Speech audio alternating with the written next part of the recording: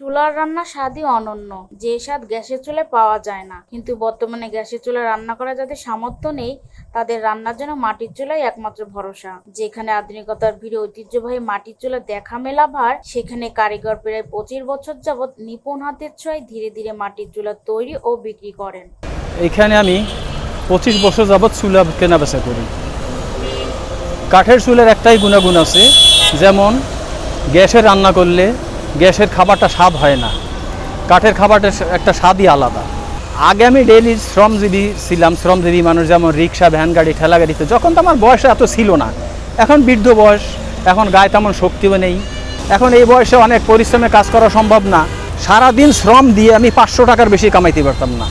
আর এখন আমার একটা চুলে 500, এই যে আপনার সামনে যেগুলি আছে দেখা যাচ্ছে, এই চুলেগুলি একটা 500-600 টাকা লাভ হচ্ছে। খুলনা শেরে বাংলা রোডে আব্দুল হাকিমের এই পারিবারিক মাটির চুলার ব্যবসা 5 দশকের বেশি সময় ধরে। প্রখর রোদ, বৃষ্টি, ঝড়, যে কোনো অবস্থাতেই অনির্দিষ্ট এই জায়গায় বসে নিজের হাতে চুলা তৈরি করে বেচাকেনা করেন। শহরে বিভিন্ন জায়গা, চায়ের দোকান, হোটেল, বাসাবাড়িতে যারা জ্বালানি কাঠ ব্যবহার করে তারাই এই মাটির চুলা ক্রয় করেন। আষাঢ় শ্রাবণ মাস থেকে শুরু করে মাঘ মাস পর্যন্ত কেনা বেচা ভালোই হয়। প্রতিদিন সকাল 9টা থেকে রাত 9টা পর্যন্ত 5-6টা চুলা বিক্রি হয়, যা থেকে তার আয় হয় মাসিক প্রায় 20,000 টাকা। এখানে আমার মাসিক ইনকাম গড়ে 20,000 টাকা ইনকাম। 500-600 টাকা প্রতিদিন একটা হিসাব হয়। আর 20,000 টাকা না হলে একটা আমার পরিবার চলতে পারে না। প্রত্যেকের পরিবার 20,000 না হলে পরিবার টিকে থাকা সম্ভব না। তো বর্তমানে কেনাবেচা খুব একটা কম। ফাল্গুন, চৈত্র, বৈশাখ, জ্যৈষ্ঠ, এই 4টি মাস কেনাবেচা থাকে না। শুকনোর সময় কেনাবেচা আবার হবে। এই বর্ষাকাল আসতেছে, আষাঢ় শ্রাবণ মাস থেকে শুরু হবে আর মাঘ মাস পর্যন্ত চলতে থাকবে।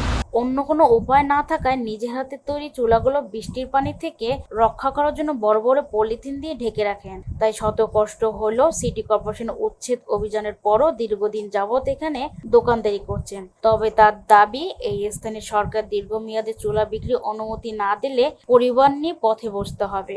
সিটি কর্পোরেশন আমাদের কাছে তেমন চাওয়ার কিছু নেই। চাওয়ার একটাই আছে, যেহেতু আমরা এটা দীর্ঘদিন যাবৎ এটা করতেছি, মাঝে মধ্যে সিটি কর্পোরেশন উচ্ছেদ অভিযান শুরু হয়, তারপর আমরা এখানে টিকে আছি। দীর্ঘদিন যাবৎ আমরা এখানে চুলা কেনা বেচা করতেছি, এটাই আমাদের একমাত্র ব্যবসা প্রতিষ্ঠান, বাট আমাদের রুজি রুটির ব্যবস্থা।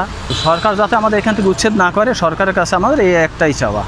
যে কোনো একটা দোকান নিতে গেলে 50,000, 1 লক্ষ টাকা দিতে হয় অ্যাডভান্স না দিলে জায়গা পাওয়া যায় না। তা আমাদের সেই সামর্থ্য নেই। উম্মে ও মামা রাত্রি, ভয়েস অফ টাইগার।